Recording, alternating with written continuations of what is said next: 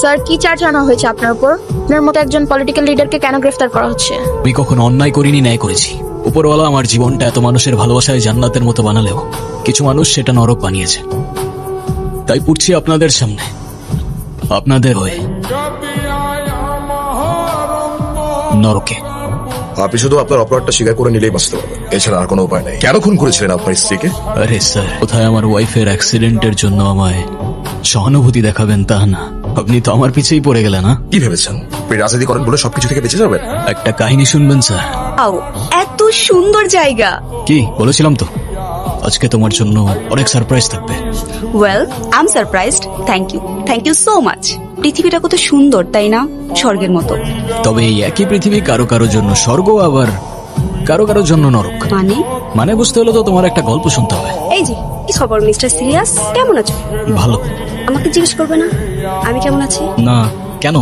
আচ্ছা, ব্যাপার না, চলো ঘুরতে যাই। আরে আমি তো তোমাকে আগেও বলছি আমি ওরকম না। ওরকম না মানে? কেমন না?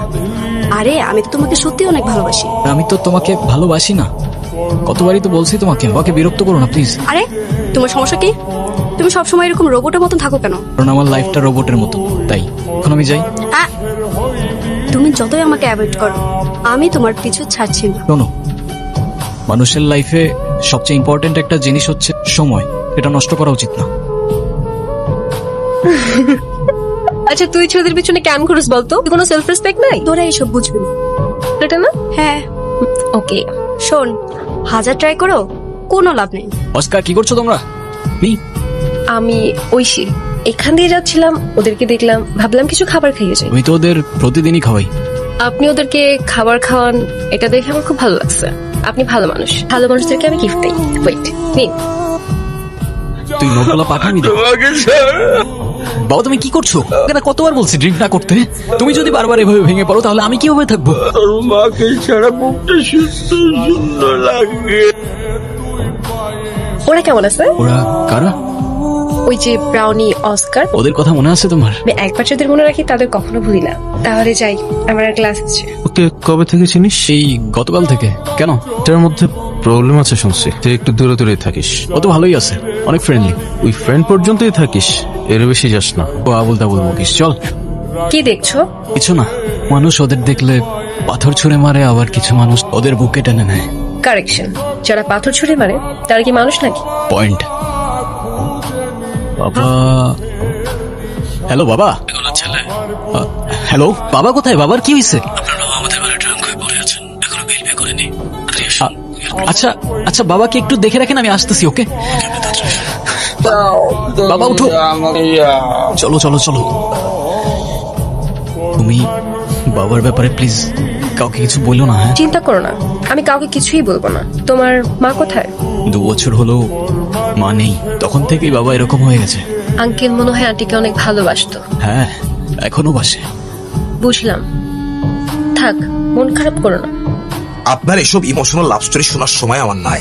লাভ স্টোরি তো এখানেই শেষ স্যার, এরপর তো শুধু ট্র্যাজেডি। আজ পর্যন্ত কখনো কাউকে ভালোবাসিনি। এখন যখন ভালোবেসে ফেললাম তখন থেকে ওর হাসি, পাশে দাঁড়ানো মানুষগুলো, কেন যেন মনে হয় ওরা সবাই আমার জায়গা দখল করে নিচ্ছে। আজকে থেকে তোমার আমার কিছু কথা মেনে চলতে হবে। তুমি তোমার ওই ফ্রেন্ডসদের সাথে আর মিশতে পারবা না। মিশতে পারবো না মানে? ওরা আমার ফ্রেন্ড। ফ্রেন্ড হলেই হাক করবে, ইচ্ছা হলেই গালে টাচ করে দেবে। এমন কেমন ফ্রেন্ডস আমি বুঝলাম না। এক্সকিউজ মি, তুমি বুঝতে পারছো তোমার এই কথাগুলো কত লেম শোনাচ্ছে? ওরা আমার ব্যাচমেট, আর আমার ফ্রেন্ডস থাকতে পারে না? পারে না। তোমাকে আমার আর কিচ্ছু বলার নাই। হাত কেটে ফেলছো তুমি। কত শান্তি দিবা আমারে তুমি? কেমন মানুষ তুমি? ঐশী, তুমি আমার কল ধরো নাই কেন কাল রাতে? কার সাথে কথা বলছো সারা রাত? সুলতান, দিস ইজ টু মাচ। কি শুরু করছো এখানে? আমি সারা রাত তোমাকে কল করে যাবো আর তুমি একটা রিপ্লাই পর্যন্ত করবে না। কি পাইছোটা কি? দিকে আসো। কি শুরু করছো তুমি এগুলা? কি শুরু করছি আমি? আমার একটা লাইফ আছে, আমার একটা ফ্যামিলি আছে। আরে আমি কি বলতেছি আর তুমি কি বলতেছো? আমার কল দেওয়ার সাথে তোমার ফ্যামিলি কানেকশন কি? আম্মু সারা রাত আমার পাশে, কিভাবে আমি তোমার কল ধরবো? আর আমার ফ্যামিলিতে কি চলতেছে তোমার কোনো আইডিয়া আছে? কি চলতেছে তোমার ফ্যামিলিতে? ট্রিপিক্যাল প্রবলেম। বিয়ে দিতে যাচ্ছে আমার। কি বলবো বাসায় আমি? আর তোমাকে যে বলবো তুমি কিছু করতে পারবা? পালাতে পারবো আমাকে নিয়ে? তোমাকে জিজ্ঞাসা করে কি লাভ? পারবো, পালাতে পারবো। কালি, তুমি স্টেশনে চলে এসো, আমি ওয়েট করবো তোমার জন্য। ওকে।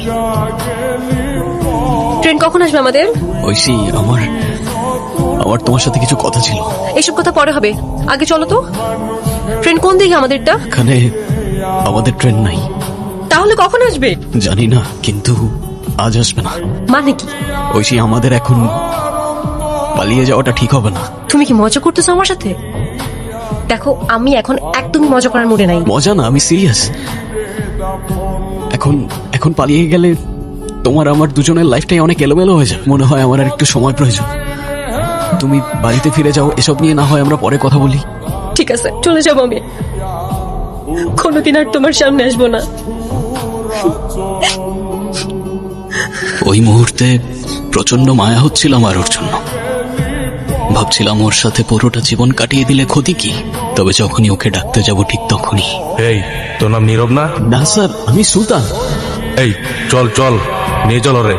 স্যার, আমি কিছু করি নাই তো স্যার। স্যার, আমার ঐশীর সাথে কথা বলতে হবে স্যার, আমাকে ছেড়ে দেন, আমি নির্দোষ স্যার। চলো চলো, নার্সারিতে ড্রাগ সাপ্লাই করস, যুব সমাজরে নষ্ট করস, আবার বলস কিছু করস নাই। শালা তোদের কারণে এই দেশটা শেষ হয়ে যেত। স্যার, আমি কিছু করি নাই স্যার, আমি তো স্টুডেন্ট স্যার। চলেই খালি স্টুডেন্ট। রাখে স্যার। অবৈধ ড্রাগ সেবন বহন সহ যা যা আছে সব দিয়ে একটা কেস রেডি করতো। Okay sir. শালা এবার ছেলে পোচাবো। কিরে, বাবা আসে নাই? কিরে, কি হয়েছে? চল।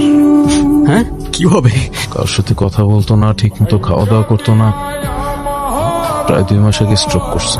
তুই এমন সিচুয়েশনে ছিলি, তাই তোকে জানানোর সাহস করতে পারিনি। আর ঐশী?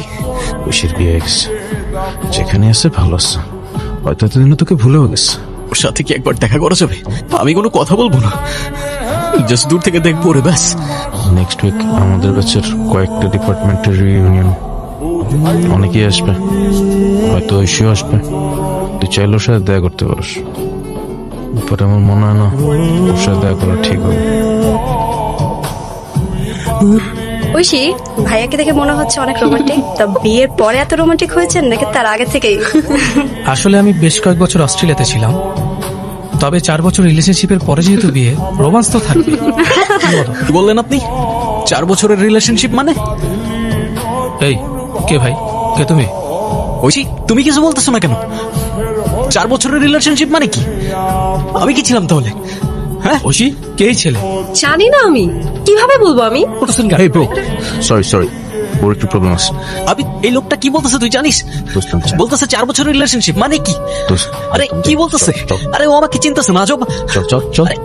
আরে সেদিন কিছু বলতে গিয়ে ওকে বলতে পারি নাই। তোর সাথে ওই ইনসিডেন্টটা না হইলে অনেক কিছু অন্যরকম হইতে পারতো, but accident is accident, right? সুলতানের অ্যারেস্ট কোনো অ্যাক্সিডেন্ট ছিল না, সবকিছু প্রি প্ল্যান করা ছিল। আর যতক্ষণ আমি সবকিছু জানতে পারি ততক্ষণে অনেকটাই দেরি হয়ে গিয়েছিল। কি হয়েছে? তোমার মন খারাপ কেন? সুলতান ছেলেটার জন্য খারাপ লাগছে, একটু বেশি বেশি হয়ে গেছে। তুমি তো বলছিলে ছেলেটাকে নাকি তোমার লাইফ থেকে সরাতে পারছো না। কি করব, ওর সাথে তো মজা করতে করতে রিলেশনশিপে চলে গেছিলাম। এদিকে রাফাতের সাথে অলমোস্ট 4 বছরের রিলেশনশিপ। কিছুদিনের মধ্যেই অস্ট্রেলিয়া থেকে চলে আসবে। এর মধ্যেই যদি সুলতানকে না শোনাতাম, রাফাত আসলে কি অ্যান্সার দিতাম আমি? সেদিন যখন ঐশীর মুখ থেকে কথাগুলো শুনছিলাম, নিজেকে বিশ্বাস করতেই কষ্ট হচ্ছিল। আর ততক্ষণে তোমার জন্য কিছু করারও ছিল না আমার। ভালো তো আমিও বাসতাম তোমাকে, কিন্তু তুমি তো ভুল মানুষকে ভালোবাসো সুলতান।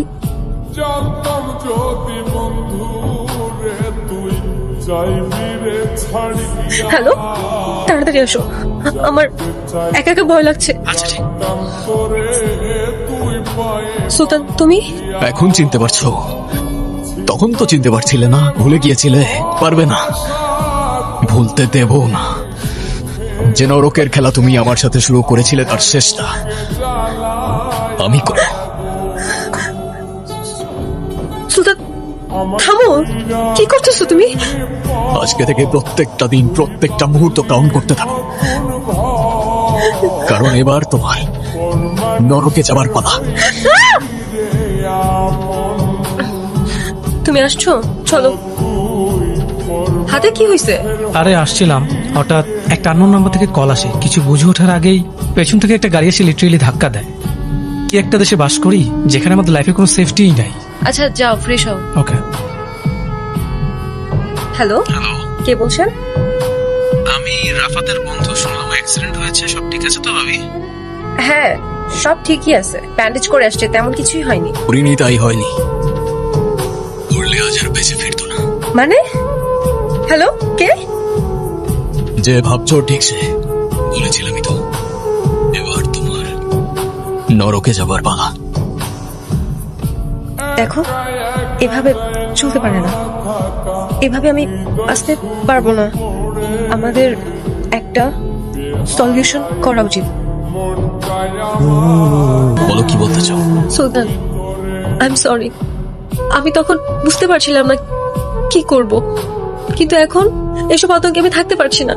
তুমি তো আমায় ভালোবাসতে, প্লিজ মাফ করে দাও। তুমি আমার সাথে চিট করতে পারলা কিভাবে ঐশী? চাইলেই কি এত সহজে ভুলে যাওয়া যায়? আমি তোমাকে মাফ করতে পারবো না ঐশী। আমি জানতাম তুমি আজকে আমাকে মেরে ফেলবা। জানতেই যখন তাহলে আসছো কেন? এটা দেখতে যে আমি যাকে এত ভালোবাসতাম সে আমার চোখের থেকে তাকিয়ে কিভাবে আমায় মেরে ফেলতে পারে। তারপর তারপর তারপর আর কি, ছেলেটা মারা গেল, ঐশী চলে গেল, ব্যাস কাহিনী শেষ, দি এন্ড। কিছু একটা মিসিং মনে হচ্ছে। কোনো সমস্যা নেই, আমার কাহিনী আমি চেঞ্জ করে দেব। এন্ডিংটাই কি মিসিং লাগছে বলো তো? ছেলেটা তো বলেছিল এবার মেয়েটা নরকে যাবার পালা, কিন্তু মেয়েটা তো কিছুই হলো না। কে বলেছে কিছু হয়নি? তোমাকে আমি মাফ করতে পারবো না ঐশী।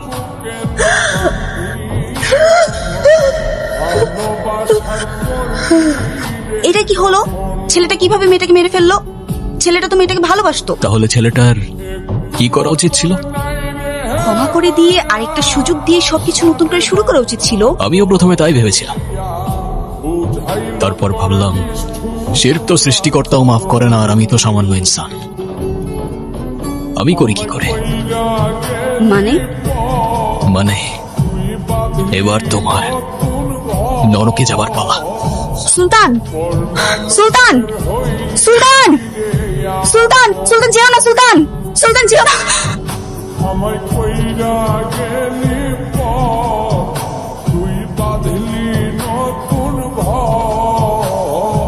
লজ্জা লাগে না আপনার?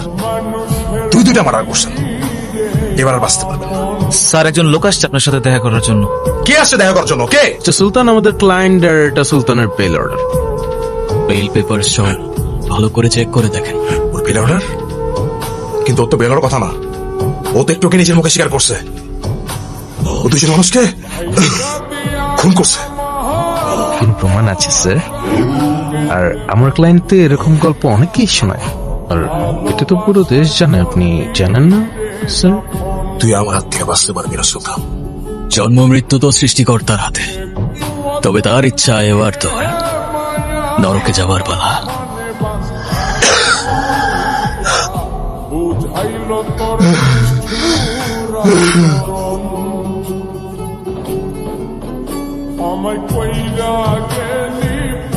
স্যার, আপনার জন্য আমার ছেলের জীবনটা আল্লাহ তাআলা বাঁচিয়ে দিয়েছে। আমি আপনার কাছে সারা জীবন কৃতজ্ঞ থাকবো। যদি এই অদমকে কোনোদিন প্রয়োজন মনে করেন স্যার, আমাকে অবশ্যই স্মরণ করবেন। আমি আমার জীবনকে ধন্য মনে করব।